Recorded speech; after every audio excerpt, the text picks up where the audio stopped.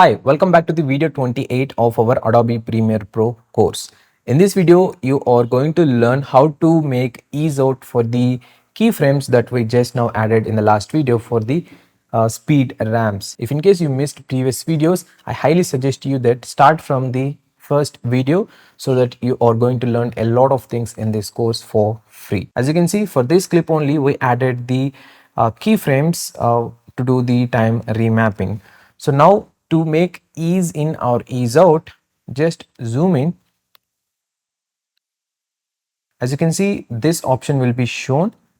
Just move it like this.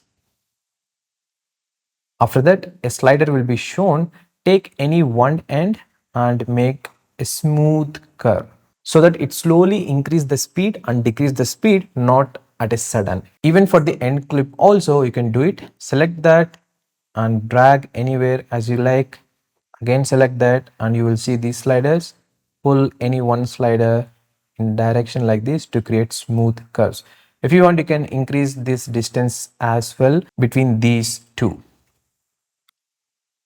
So now to create any cinematic effects, what I highly suggest you that is create a new adjustment layer and place that layer on the top of this clip. Later you can add any effects as you like. Mostly the transform effect we are going to use, where we can increase or decrease the shutter speed and we get some more quality controls. Below that adjustment layer, you can place one more clip so that it will be really easy for you to do the quick transition. Yeah, that's pretty much about the ease in and ease out the time remapping keyframes in Adobe Premiere Pro. In the next video, I'm going to show you how to use the motion controls to reposition or scale the video, followed by how to use the safe borders so that like your video can be watched on any type of platforms, like if in case you are adding any end screens or lower thirds, that is really useful. And also as a bonus, I'll show you how to add a slow zoom in effect with the help of adjustment layer. Catch you in the next video and don't forget to subscribe for instant updates.